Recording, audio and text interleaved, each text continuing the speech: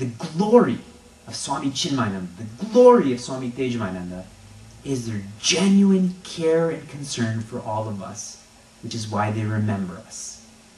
Most people in this room will have more education, academic education, than Swami Tejamananda has. He has an undergraduate degree. But his common sense and mental capabilities more than all of us combined. Because of his care and concern for all of you, for me, all the acharyas, all the centers, all the devotees, they remember everything. And they will always remember everything. That genuine care. I was explaining to Samir yesterday. When we meet someone, we shake their hand, and as we're shaking their hand, we don't care what they're saying about themselves, or they're happy, whether they're not happy. All we care about is, hey, am I giving off a good impression? Am I being cool? Because 5 seconds later, 10 seconds later, I don't even know that person's name. I forgot it 10 seconds later. When we play the name game and go around the circle, remember everyone's name other than the person who was just there, that just said it. Why? Because as they're speaking, I'm thinking about how cool I'm going to be, or to come up with a good idea, so I've forgotten I don't care what this person is saying. We just don't care, and that's why we can't concentrate. How to start caring so that I can concentrate better? In a very objective analysis, think about the gains that come with concentration. You save time. You read something once, you don't have to read it again.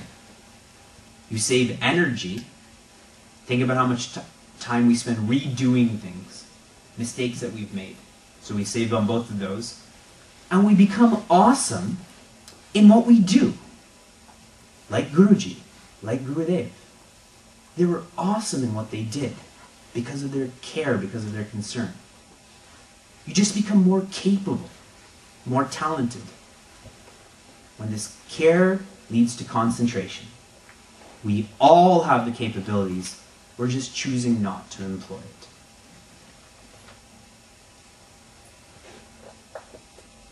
And if we cannot give up distractions immediately, what Vikas wrote on his sheet about those 2 hours of daydreaming, that's a good thing. And what I mean is that if we're going to daydream, if we're going to be distracted, let's account for it and build it into our schedule so that it's regulated. For example, if we're going to use Facebook, put a time limit on it. 30 minutes, I will use Facebook.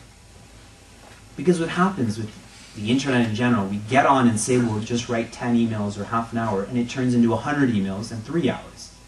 But if I build that in that I'm only going to be distracted for this amount of time, it'll be a great blessing for us. We'll be better at what we're doing. Because we're building in that distraction. We're being honest with ourselves. Okay. That's about blatant distractions. What about the more subtle distractions in our lives that cause us to be inefficient? These are things like taking too much time on basic functions of life. I think we spend too much time eating. We spend too much time sleeping. We spend too much time grooming. Even for those who don't take a shower regularly, but we still take a lot of time looking in the mirror.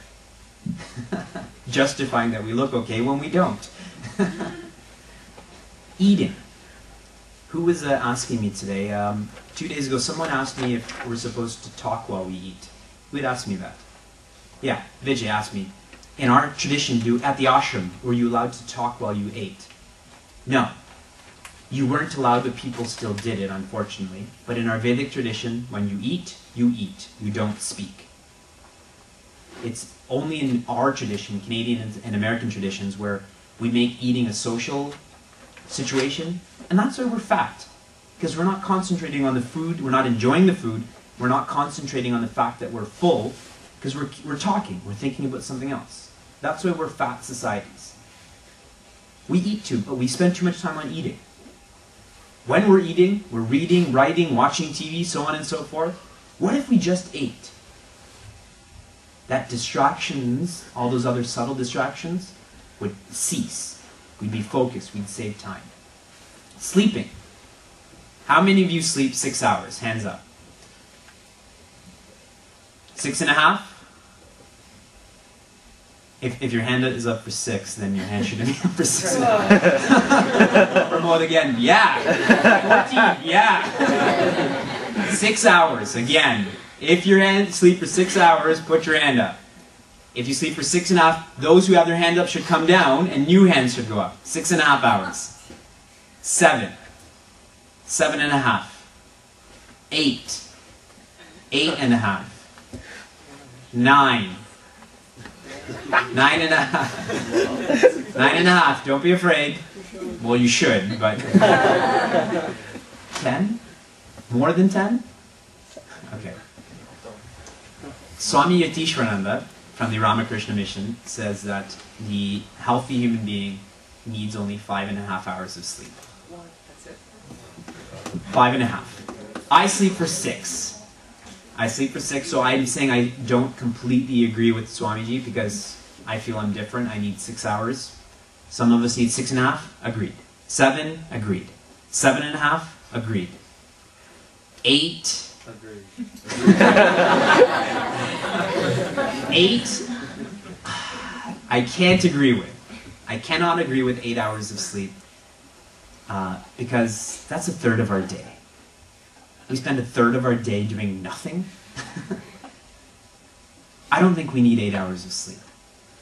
I think if we can sleep for 6.5 or 7 or 7.5 hours in the nighttime and try to fit in another half hour during the day, or sorry, 7 hours at night and half an hour during the day, will be better for us. We do spend, the average person spends too much time sleeping. And showering, bathing, and so on and so forth. We spend a lot of time doing that too. Bucket baths are the best. You get in and you get out. Literally. And we make fun of bucket baths, but think about how in India they have a water shortage. And so they adapted to that. We have so much water and we selfishly adapted to wasting it. Brush your teeth, do whatever we need to do in the shower, get out. We just hang out in the shower. We sit down sometimes, think about what we're going to do yesterday, what we're going to do today, have a conversation with ourselves. We love going in showers. And in the shower, what I've noticed is that the shower is the place where we think about everything but showering. Our whole life passes before our eyes in the shower, but the actual experience of the water and the cleanliness and so on and so forth. Only in Peaceful Warrior does he take a shower for the sake of shower. Movie of all movies. We need to start analyzing these basic inefficiencies and distractions we have in life. These are distractions. Eating, sleeping, bathing, and so on and so forth. Not the minimums are not distractions, because you're going to say, oh yeah, Vivekji told me never to bathe again. I said it's a waste of time. The minimums. The minimums are fine, but we exceed those minimums, and that's the source of inefficiency. And what happens when we do this? We justify it. We humans are so good at justifying anything we do. I eat too much, I need it. I eat too less, I need it. I sleep too much, I need it. We justify good things we do, we justify bad things we do. We're really good at it. But we shouldn't justify it for ourselves. We should ask a third party, am I taking too long to eat or shower or sleep? When a business is, they feel like they're inefficient, who do they call? A consultant, a third party.